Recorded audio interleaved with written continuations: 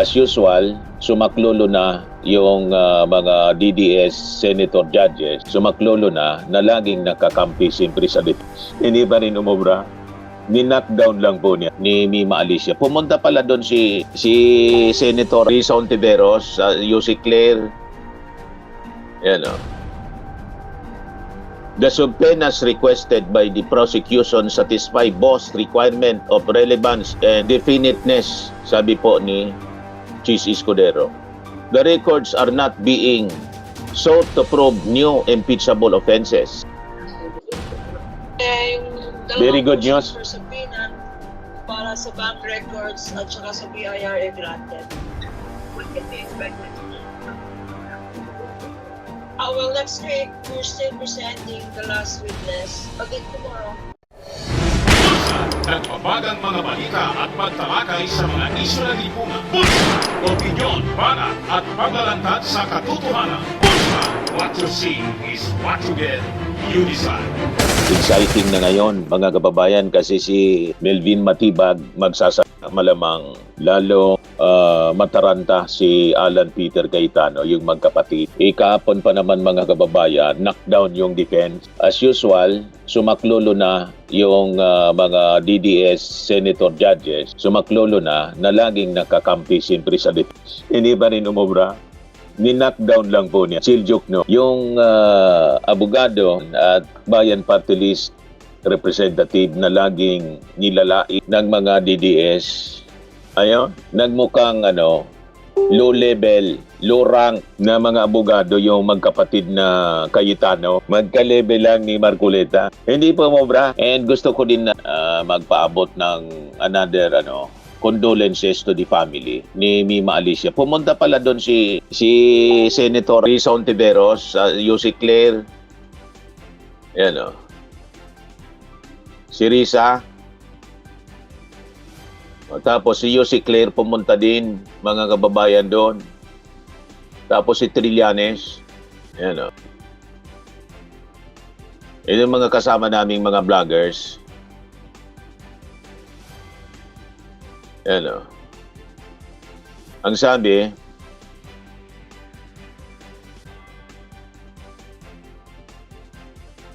inastusan ito ng ating Pangulong Bongbong Marcos. Ito si Yussi Claire. Pakinggan nga natin.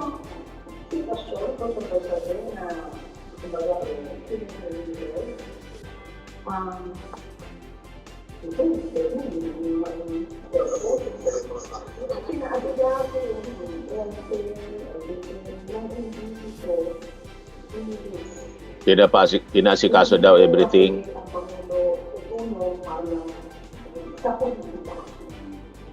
Hindi po siya hindi po siya pupunta sa mamay para magtuon ng jersey ng isang basketballist. Pagtulong po talaga tulong. Sabi ko na ako, sabi ko, hindi ko rin magsisigil. Kasi baka pag nakita ko na-process ng babae. Ayaw na daw sabihin. Ayaw na po nakita ko na na-process nila. I-broadcast yung ayaw daw na sana ng ating Pangulo na sabihin pa yung pagtulong niya. Kaya lang, binodcast na ng mga binodcast na ng mga vloggers. So, kasi pagkakulit po ko sa atin, hindi na yung pinapos ko ito, personally, hindi. Siya siya kasong hindi. Kaya hindi siya po nakakalapot po sa nangyari ko rin. At alam niyo ko sa pag-vlogger, kung hindi pa kami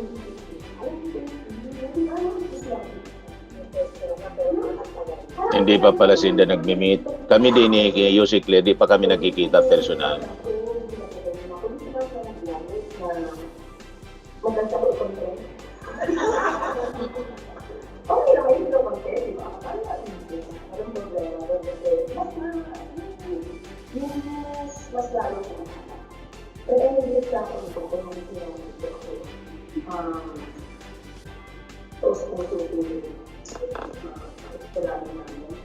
Wala rin po Ito yung magulang siguro. at nalaman po ito, hindi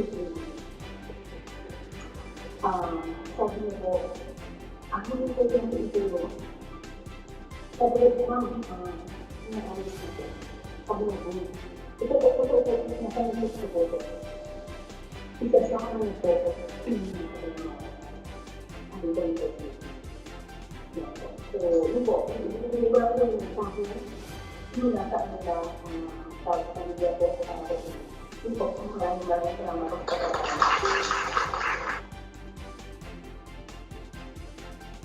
So yan mga kababayan, yung siguro dadalhin ito na labi ni Mima Alicia pauwi doon sa Lawang. Tagalawang pala to, si Mima Alicia.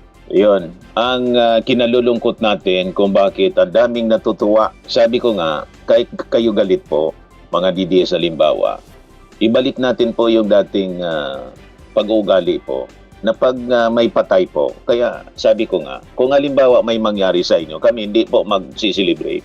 Never. May mangyari?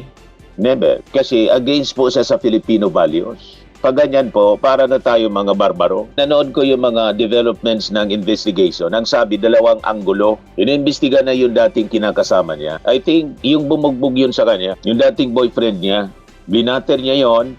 At nakita ko yung umiiyak siyang nagbablog kasi binugbog siya, sinaktat, tapos nakipag-iwalay. Ngayon may kalibin na bago. So isang anggulo yon na baka yung hindi na tuldukan na dating relasyon niya, baka yun ang sanhi ng kanyang kamatayan na ipinapatay. Possibly ganon. Or isa pang anggulo, yung related na sa kanyang trabaho, sa vlogging. At may mga nagbanta na sa kanya, pinablatter na nga niya. Pag ganyan po kasi, medyo seryoso na. Pag dumating na sa binablatter mo na yung mga nagtitreat sa'yo, that is a serious case. Balik na tayo dito sa impeachment. Ano nangyari kahapon? Knockdown yung defense. Pilit na pinipigil mga kababayan na buksan yung kanyang mga bank accounts. Yung sumpe na hinaharang ng defense. Hindi man tayo nagtataka doon sa defense niya. Bakit? That is the job of the defense ni Michael Poa. The subpoenas requested by the prosecution satisfy both requirement of relevance and definiteness, sabi po ni Chis Escudero. The records are not being sought to prove new impeachable offenses, but only to establish a financial baseline against which the respondent's wealth during her incumbency may be measured. Correct. So sabi dito sa report ng Impact Leadership, Impeachment Court grants most subpoena request for Sara's financial tax record. Umobra yung pag-oppose ng defense, sama yung pag-oppose ng magkapatid na Cayetano. Pero ayaw pa sumurrender ng magkapatid na Cayetano. Mas sasubmit daw ng written opposition. Imagine that. Saan ka nakakita na Senator Judge, sumali ka na sa defense? Ikaw pa yung nag-oppose. Imbes na sumang-ayon ka para kung walang tinatago, walang ginawang mali si Sara Duterte, di makita. At kung wala talaga, that is a vindication. It will boost the political ambition ni Sara na gustong maging presidente, gustong tumakbo. Di ba? Pag nakita natin na ay malinis pala si Sara, di okay. Pero habang pinipigil nila, including the senator judges, lalong lumalakas yung duda ng mga tao. Pero anyway, na-knockdown ni Chel. So tatlo na sila, si Michael Poa, the defense counsel ni Sara, plus yung two Cayetanos, nagtulong-tulong sa pag-argumento. Tapos, di subpoena, knockdown. Hindi nangyari po. Granted. Tingnan ninyo.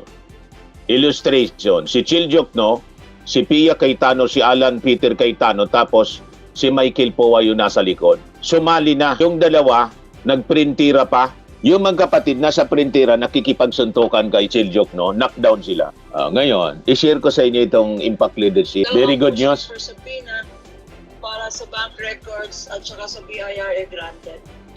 What can we expect next week? Well, next week, we're still presenting the last witness. Tomorrow, we're presenting the last witness for grave threats and Si Kapunan. sedition. So, si Matibag. Next week, we will start with confidential funds. At saka lahat ng bank record, lahat ng clerical and administrative, yung pre-markings namin sa pre-trial, the transfer to the documents for presentation. Ma'am, ano po yung dalawang land banka official for tomorrow and Wednesday? Ano po ang kanilang relevant? Oh, the land bank officials will attest to the land bank checks. Issuance ng land bank checks, hindi ba confidential funds kasi. And these funds are from the land bank. So, Boulevard, yung DepEd branch, Yes, for yes. specifically. Yes, yung mga relevant land bank checks will be presented. Some documentary rin, matagal-tagal rin. That will take 2 witnesses. What will the checks establish? Well, if there was actual withdrawal of the amounts. Kasi remember, we're doing confidential funds, no? So ang issue is, winidraw pa yung funds na yan at saan ginamit ang funds na yan. This is the extent of the land. So yun, panalo, mga babayan. Knock down yung defense kahit sumama pa si Alan Cayetano at saka si Pia, pati si Aimee at saka si basta yung mga DDS senator. Talo, mga kababayan, sa argumento. Pinagbigyan, grinant yung pagsubpena mga bank accounts, bank records, pati BIR. So dito magkakaalaman na kung totoo lang tinatago si Sara Duterte at saka yung mga chichiriya. Yun na yung magiging discussion, mga kababayan, next week. Tuesday ngayon. O, si Matibag pa. Hanggang sa bukas siguro. Hindi yan matatapos agad. Si Matibag pa. So next week na siguro. That is exciting, mga kababayan. Kasi yung kayamanan, alleged ill-gotten wealth, Article 1 ng 4 Articles of Impeachment laban kay Sara Duterte. Ako po si Dante Maravillas. Bye-bye po. God bless, mga kababayan. Swimming and lifting cream, pinapahid po sa mga pulses in affected area. Mainam po sa paninigas ng mga kaso-kasuan. Ito naman po, Automax Radiant Serum. Sa mukha naman yung application, anti-aging po siya. You will look 10 years younger than your age. Sa mga cancer patients naman po, baka lang gusto ninyo itong itry. Neng siya red mixed fruit drink. Hindi mo po siya gamot, food supplement siya. Kaya lang, gawa siya, mga kababayan, sa goji berry. Yung goji berry may anti-cancer properties. O ngayon, yung mga inquiries ninyo, dumiritso na lang kayo sa aming messenger sa Facebook para masagot namin agad. Ayos pa? Ayos na ayos niya, Mr. Maravilla. Sa mga nagana po ng malinis and spacious fitness gym, pumunta lang po kayo sa aming Colossal Fitness Gym. May Grab car rental din po kami. But anyway, ito po pala yung aming bagong product na binibenta online. I am worldwide amazing pure organic barley powdered drink mix from Australia. Negosyo to ng aking anak na architect entrepreneur Riz Maravillas. Ayan po. Kontakin na lang po ninyo siya, Riz Maravillas on Facebook. Ang mga health benefits niya, boost immunity, improves digestion, enhance energy levels, pack with antioxidants, prevent cancer. Ito naman po yung bago naming product na binibenta online. Eye Glow Serum, whitening po siya. Tingnan ninyo yung epekto sa aking anak na architect before and now. Yung mga inquiries po ninyo, dumiretso na lang kayo sa kanyang Facebook account, Riz Maravillas.